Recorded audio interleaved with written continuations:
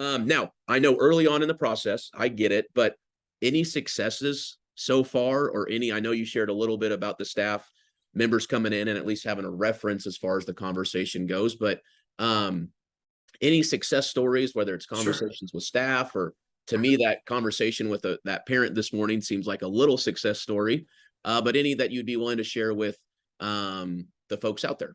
Yeah, so I really do have just littered success stories, and they're not home runs. They're maybe just first base hits right now, but that feels good. But one of the ones that's been perhaps most successful is a kid that came in, and he has some struggles. His home life is not great, and so he comes in with just a whole lot of baggage behind him and inability to engage right away because he has these things. And so last year, he would shut down, and he could shut down all day long, and he could literally sit in my office just not even blinking, staring at the floor, and would not engage at all.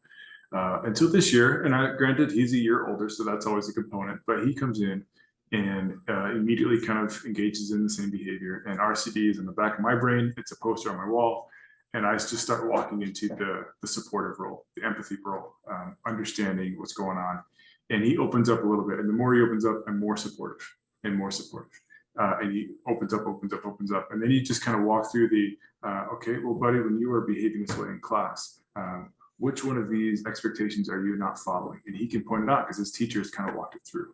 And then we can talk about the expectations. Well, this is kind of what we expect here at Chief Joe. Are you doing those things? And he can articulate that. And he came up with a couple plans. And I'm telling you, they, like, in my brain, they're like, this isn't going to work.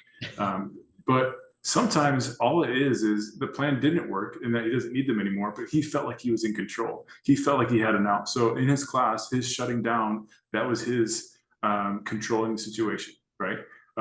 And so the couple of times the plan that we had was he could come into the office and there's a little space that he could either just lay down and just rest, or he could read some books. And a couple of different times he left on his own, didn't say anything. Well, now we're re-engaging this. I understand you're doing a good job. You're leading appropriately. You're trying to exercise autonomy in the way we want you to, but you're still not respecting your teacher because you're just walking out. And it was about 2 weeks that we worked on it. Then he nailed it for 2 days straight, just perfect days, and he hasn't been down since. And so that to me is a huge success story because not only did he find a solution, but it really wasn't about him needing this support system. It was about him feeling like, if I'm overwhelmed, I have an out. I have an ability to control it. And once he felt that, it seems as though, and this has been maybe about a week, it seems as though those behaviors are few and far between, solely because he was able to take ownership of, this is how I'm feeling. I can notice it. I can also take action. And when I fail or when I'm experiencing this, I have a teacher and I have a principal who fully understand my plight, and they're going to support me, but they're also going to hold me to an expectation. So that to me, that's our big success story right now. And this teacher, she's floored over it. She's floored. That moment she bought in to RCD, and she's wants to guide it. So it's awesome. That is an awesome story. I appreciate you sharing that. And hopefully there's going to be thousands, tens of thousands of more just like that as you begin to use that tool to put those students. Tens of thousands. That's like 20 years of me teaching in this very small school. So we got a long ways to go, man. That's right. Both of us.